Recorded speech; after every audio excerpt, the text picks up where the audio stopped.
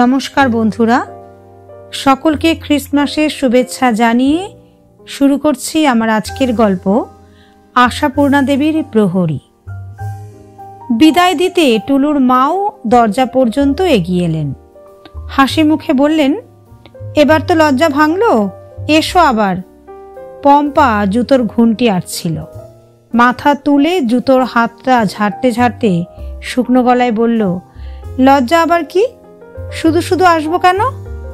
টুলুর মা তার মেয়ের বান্ধবীর কথার ধরনে একটু হেসে সরে গেলেন। হয়তো ভেতরে গিয়ে টুলুর পিসিকে বললেন, টুলুটা কি বোকা, ওই বন্ধুতে একেবারে গদগদ। হয়তো বললেনও না, নিজের কাজে ডুবে গেলেন। টুলু অত জানে না, মা হাসলেন কি হাসলেন না তাও দেখল না। টুলু বিগলিত গলায় বলল, বন্ধুর বাড়িতে বুঝে শুধু শুধু আসতে নেই, আসিস রে আবার, কি ভালো যে লাগলো আজ। পম্পা বন্ধুর এই আবেদনে কিছুমাত্র নরম হলো না, রুক্ষ গলায় বলল, তার মানে তুই চাস রোজ রোজ আমাদের গাড়িটা ভাঙুক, কারখানায় পড়ে থাকুক আর রোজ রোজ বৃষ্টি পড়ুক, কেমন? সুন্দরী বান্ধবীতে বিমুগ্ধ টুলু কথা বলে উঠতে পারল না। যে গাড়ি তো তোদের রোজই ভাঙে, মাসের মধ্যে 20 দিনই তো কারখানায় পড়ে থাকে, সে কি আমি চাই বলে? টুলু বন্ধুর এই অহেতু কুসমায় থতমত খেল, ভয় ভয়ে বলল, তা কেন চাইব রে, গাড়ি থামিয়ে বুঝে আসা যায় না? না, যায় না। পম্পা বোধ করি নিজের রুক্ষতাকে একটু পালিশ দেয়, রুক্ষতার একটা কারণ দর্শিয়ে সভ্য করে। নিজে গিয়েছিস একদিনও? টুলু হাঁপ ছেড়ে বাঁচে। টুলু অন্ধকারে আলো দেখতে পায়, তাই আরো বিগলিত হয়ে ঘাড় কাত করে বলে, এবার ঠিক যাব দেখিস, তুইও কিন্তু আসবি। পম্পা উত্তর দেয় না, পম্পা যেন শুনতে পায় না। খুর তোলা জুতোয় খটখট শব্দ করতে করতে এগিয়ে যায়। এখান থেকে অথবা স্কুল থেকে পম্পার বাড়ি এমন কিছু দূর নয়, গাড়ির রাস্তাই নয়, তবু মাসের মধ্যে 10টা দিনও জোড়াতালি দেওয়া অনেক হাত ঘোড়া এই ভাঙা গাড়িটায় চড়ে পম্পাকে স্কুলে আসতে হয়।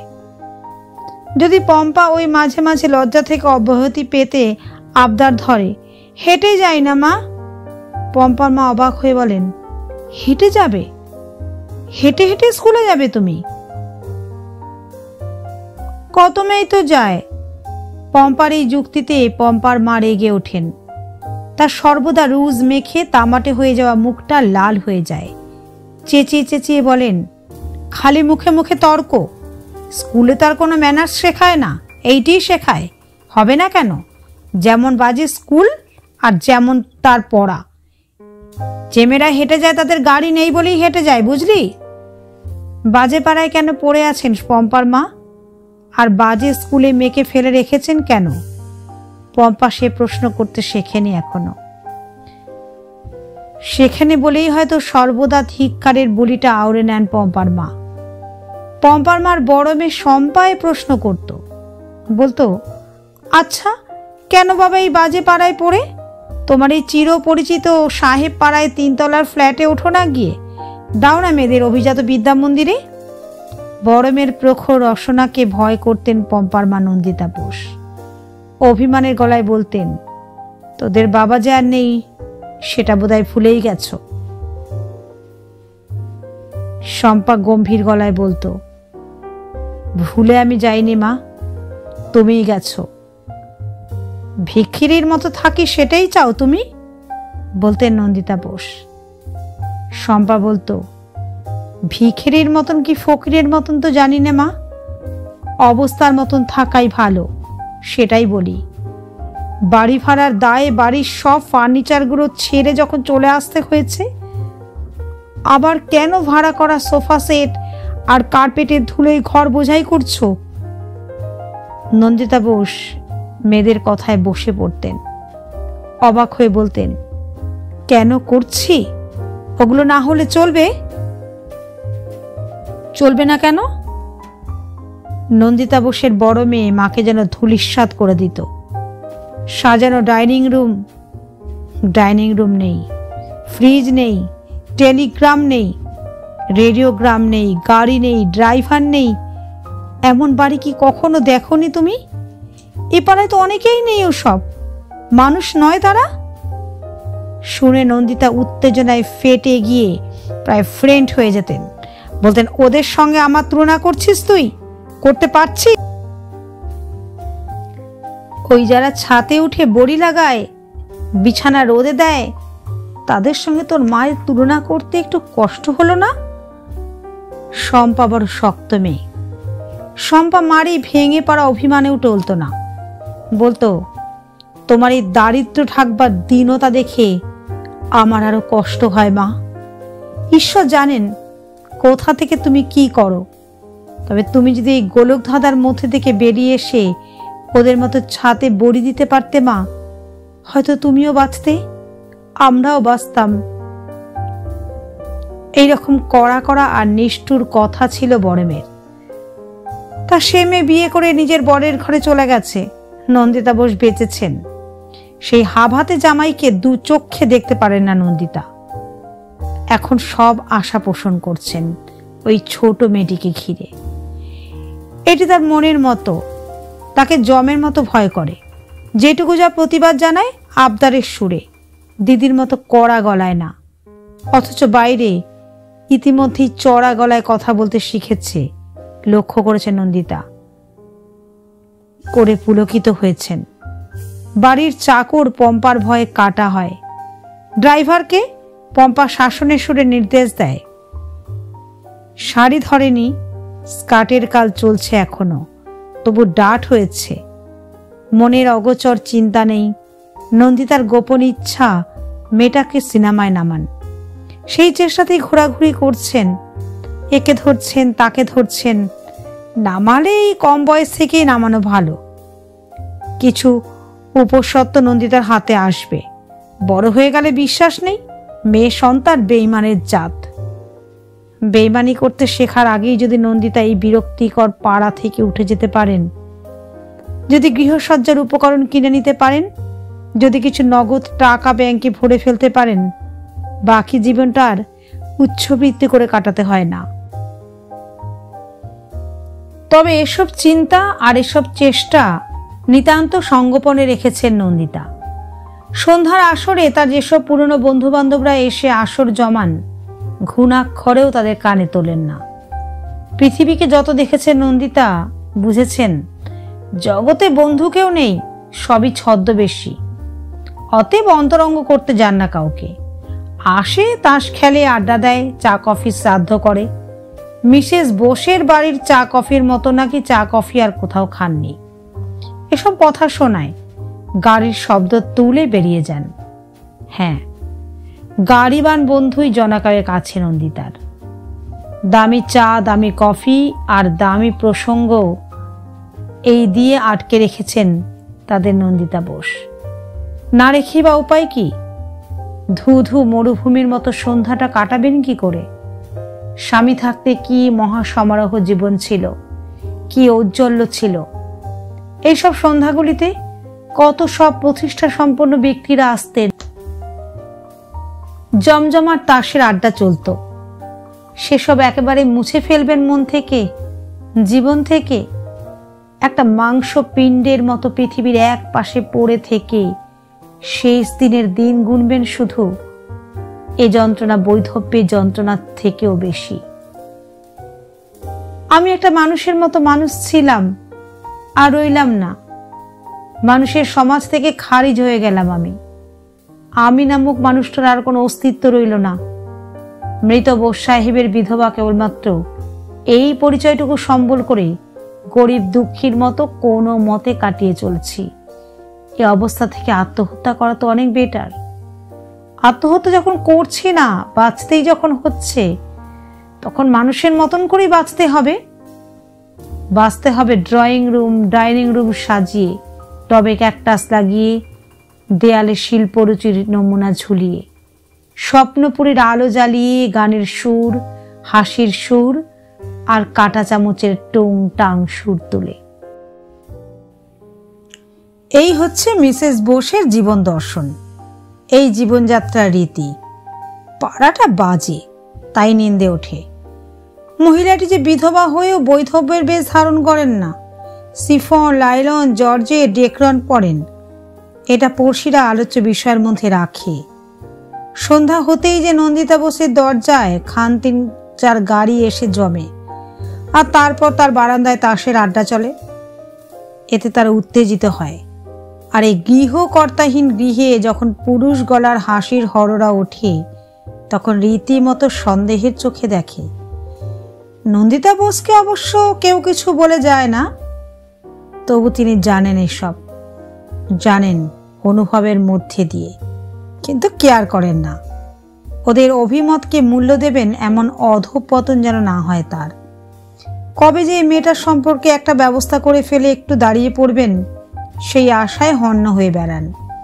তবু তৃপ্তিতে আছেন, শান্তিতে আছেন, কারণ ওর বড় মেয়ের তীব্র চক্ষুর দহনটা গেছে।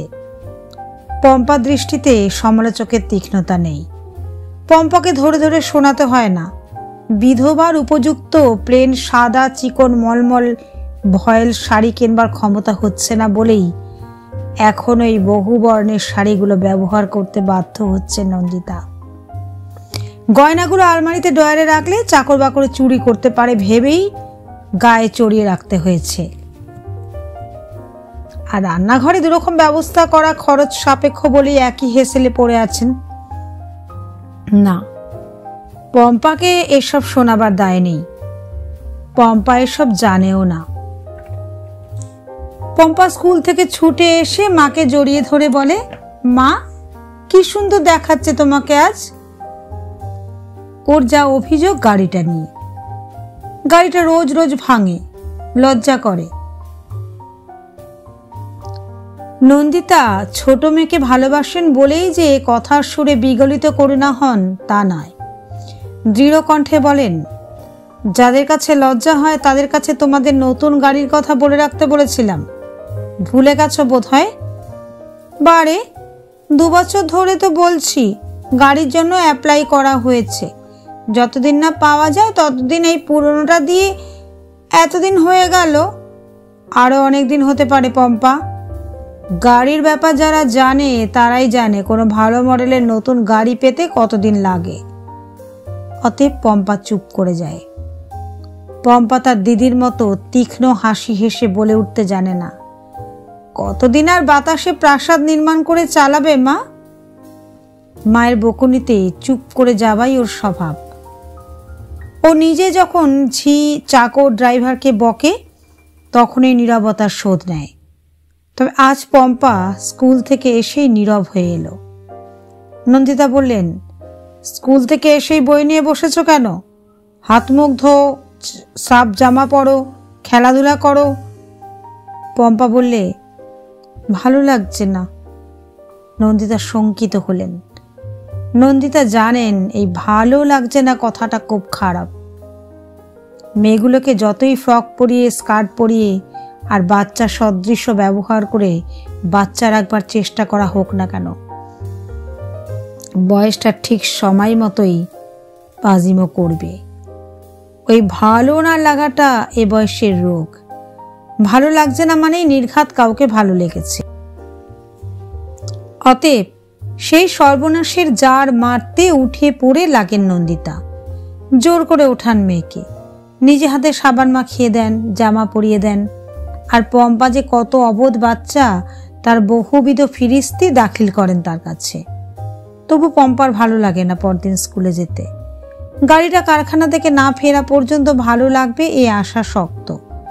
সত্যি কাল যে কি কম অপদস্থ হতে হয়েছে।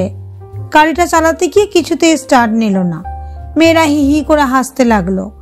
রাগ করে হেঁটেই চলে আসছিল। সে সঙ্গে সঙ্গে টুলুও আসতে লাগলো।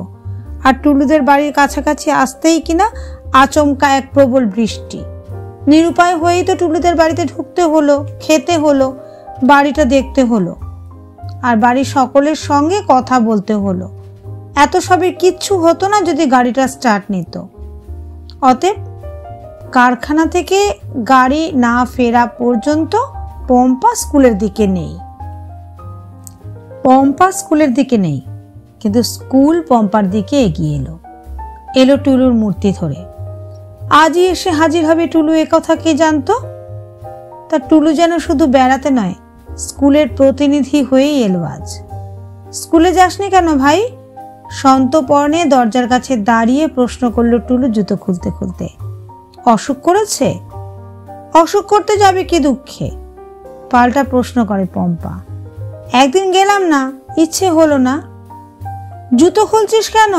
ছি, পরেই চলে আয়। আমাদের এমন তোদের বাড়ির মতন জুতো খুলে ঢুকতে হয় না। আয় আয় না। টুলু কুণ্ঠিত হাসি হেসে আস্তে আস্তে পা বাড়িয়ে বলে, কার্পেটের ওপর জুতো ধুলো লাগবে না? কার্পেটের ওপর? খিলখিল করে হেসে ওঠে পম্পা। জুতোর জন্যই তো কার্পেট। কি বোকা রে তুই, দেখিসনি নাকি কখনো? টুলু অস্বীকার করে না, সকণ্ঠ হাস্যে জানায়, না, ঘরে এত কার্পেট টার্পেট পাতা বাড়ি সে দেখেনি। তার একজন পিসিমার বাড়িতে গদি দেওয়ার চেয়ার আছে বটে, কিন্তু কার্পেট নেই। তারপর তার প্রশ্নটা জানিয়ে বসে, দুটো ঘরেই তো মেঝে কার্পেট পাতা, গরম হলে তোর মা কোথায় শোন? পম্পার চক্ষু স্থির হয়ে যায়। এখানে প্রশ্ন যে কারো মাথায় আসতে পারে এ তার মাথার বাইরে। অবাক হয়ে বলে, গরম হলে তো পাখাই খুলবেন, মাটিতে আবার শোয় নাকি মানুষ? তোদের বাড়িতে বুঝি পাখা নেই? টুলি শান্ত প্রতিবাদ জানায়, থাকবে না কেন? সব ঘরেই তো আছে। তবু মা, পিসি, ঠাকুমা সবাই বলে মাটিতে গড়াগড়ি না দিলে কি শরীর শীতল হয়? আমাদের শুতে দেয় না, বলে ঠান্ডা লাগবে। এত ইচ্ছে করে। পম্পা ভারী কৌতুক বোধ করে এর কথায়। মাটিতে পায়ের নিচে ধুলো বাড়িতে শুতে ইচ্ছে করে মানুষের? একটা হাসির কথা বই কি। তা এত হাসির কথা বলে টুলু যে হাসতে হাসতে পেট ব্যথা হয়ে যায়। বলে কি না, চারিদিকে যে শুধু পুতুল, ফুলদানি, লাল গাছ, ফুল গাছ, এসবের মধ্যে থাকতে অস্বস্তি হয় না তোদের? হাঁটতে চলতে ভয় করে না? আবার বলে, বাড়িতেও তো তোরা সারাদিন জুতো পরে থাকিস, তোর মা পর্যন্ত। পম্পা হেসে গড়ায়, জুতো কি রে, চটি। টুলু অপ্রভৃত হাস্যে বলে, আহারে, চটি বুঝি আর জুতো নয়? যা পায়ে পড়া তাই তো জুতো। পম্পা বিদ্রুপের হাসি হাসে। যেমন মোজা, খড়ম, মল, পায়জোর, তোড়া। হ্যাঁ, এইসব পুরনো গয়নার নাম উল্লেখ করে পম্পা। করতে পারে, কারণ ওই পুরনোগুলো তো এখন আর পুরনো নেই। নবকলেবরে এ যুগের আসরে নেমে এসে ঘুঙুর বাজাচ্ছে। নন্দিতা বোস সম্প্রতি নিজে একজোড়া চুটকি গড়িয়েছেন আর মেয়ের জন্য ঘুঙুর গাথা মল গড়াতে দিয়েছেন। মিস্টার বোসের রূপো বাঁধানো শখের ছড়ি ছিল একটা, আর উপর সিগারেট কেস পরেই তো ছিল ওগুলো।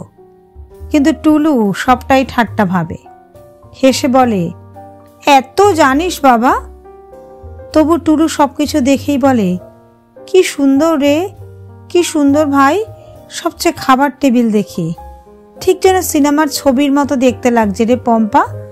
প্রতিদিন তোরা ছুরি কাটা দিয়ে খাস, অসুবিধা হয় না? এপাড়া টুলুর বয়সী সব মেয়েই যে টুলুর মতো এমন হাবা তা নয়। বিস্মিত হলে যে বিষয় প্রকাশ করতে নেই, প্রকাশ করা মানেই যে খেলো হয়ে যাওয়া, এ তারা খুব জানে। যে বস্তু জীবনও দেখেনি বা দেখেও তারা অবলীলায় বলতে পারে, কত দেখেছি। তাছাড়া তারা টুলুর মতো প্রতি পদে এত বিস্মিত হয় না। তারা এদিক ওদিক থেকে অনেক কিছু দেখে শুনে পরিপক্ক। টুলু কাঁচা, কারণ টুলুদের বাড়িটাই অন্যরকম। ওদের বাড়িতে প্রতিষ্ঠিত বিগ্রহ আছেন, নিত্য তার সেবা। সন্ধ্যায় ওদের বাড়িতে যে শব্দ ওঠে, যে শব্দ আরতির ঘণ্টা, কাসরের শব্দ। ওদের তিন কুলে সবাই বৈষ্ণব। টুলুদের বাড়িতে মাংস ঢোকে না, বড়রা মাছ খায় না, জল খেয়ে পর্যন্ত হাত ধুতে হয় টুলুদের। স্কুল থেকে এসে জামা ছাড়তে হয়। ওর জনিত জগতে অনুষ্ঠান মানে মা বাবা ঠাকুমা পিসিমাদের গুরু আশ্রমের উৎসব। ছুটি ছাটা হলেই গুরুদেবের কাছে ছোটেন ওরা সপরিবারে। টুলুর কাছে তাই পম্পাদের বাড়িটা প্রায় একটা ভিন্ন জগৎ। তাই টুলু মুগ্ধ হচ্ছে, অবাক হচ্ছে, তবু প্রশ্ন করছে। বলছে, রোজ তোরা এরকম টেবিলে ফুল সাজিয়ে এত সব কাচের জিনিস সাজিয়ে ছুরি কাটা দিয়ে খাস, অস্বস্তি হয় না? তারপর আবার কুণ্ঠিত হাসির সঙ্গে বলেছে, আমি কিন্তু ভাই হাত দিয়েই খাবো, রাগ করবি না তো? এতে আর হেসে উঠে পেট ব্যথা করবে না পম্পার? কিন্তু কে ভেবেছিল শুধু পেটেই নয়, বুকে ব্যথা ধরিয়ে দিতে পারে টুলু। ছুরি ধরতে পারে না সেটা ভুল, পারে, তবে প্রয়োগ পদ্ধতিটা বোধ করি উল্টো পাল্টা। তাই ছুরিটা নিজের মুখের কাছে না এনে বন্ধুর বুকের খাজে বসিয়ে দেয়, আর তা দেয় একেবারে অবলীলায়। খেতে দিয়েছিল নন্দিতা বোস মেয়ের বান্ধবীকে নিজের সঙ্গে। চা দিয়েছিলেন সোনালি পেয়ালায়, খাও খাও করে যত্নও করেছিলেন, এবং খাওয়ার পর বলেছিলেন, যাও ড্রয়িং রুমে বসোগে। বন্ধুর মা নির্দেশ পালন করলো টুলু। এ ঘরে এসে বসলো, কিন্তু বসার সঙ্গে সঙ্গে সেই ছুরিখানা বসালো বন্ধুর বুকে। কি অসভ্য রে পম্পা, মিছিমিছি বললি তুই তোর বাবা নেই? ও কি বিশ্রী ঠাট্টা রে? পম্পা থতমত খেল। পম্পা অবাক হয়ে তাকালো। পম্পা হঠাৎ তার বান্ধবীর মস্তিষ্কের সুস্থতা সম্পর্কে সন্দিহান হলো। তবু রুক্ষ গলাতেই বলে উঠল, ঠাট্টা মানে? বাহ, ঠাট্টা নয় তো কি? টুলু বোকা বোকা হাসি হাসে। তোর যদি বাবা নেই তো তোর মা সধবা হলেন কি করে? সধবা? সধবা মানে কি? ক্রুদ্ধ গলায় প্রশ্ন করে ওঠে পম্পা। টুলু এই উত্তাপের অর্থ খুঁজে পায় না। বয়সের পক্ষে অনেক নির্বোধ হাবা টুলু। ভয় ভয় বলে, সধবা জানিস না? যারা শাড়ি পরে, গয়না পরে, মাছ খায়, তোর মা তো। পম্পা কি তবে ওর নিতান্ত মুগ্ধ ভক্ত সহপাঠিনীর গালে প্রচন্ড জোরে একটা চর মারবে, না এক্ষুনি তাকে ধাক্কা দিতে দিতে বাড়ির বাইরে বের করে দেবে? দুটোর একটা ভাবলো পম্পা, কিন্তু দুটোর একটাও করলো না। হঠাৎ হেসে উঠল, খিলখিল করে ধাক্কা দেওয়া হাসি। এ হাসির সুর কি পম্পা নন্দিতা বোসের গলা থেকে চুরি করে নিয়েছে? কোন ফাঁকে নিল? নন্দিতা বোসের বাড়িওয়ালা যখন ভাড়া চাইতে আসেন, ওই সুরেই না হাসেন নন্দিতা? হেসে হেসে গড়িয়ে গড়িয়ে বলেন, আপনি যে একেবারে পেটেন্ট বাড়িওয়ালা হয়ে গেলেন দেখছি। ঠিক সিনেমা থিয়েটারে দেখা রোগী বাড়িওয়ালাদের মতো দেখাচ্ছে আপনাকে। নেবেন মশাই নেবেন, একটু ধৈর্য ধরুন, সামনের মাসে একেবারে 3 মাসের ভাড়া নিয়ে নেবেন।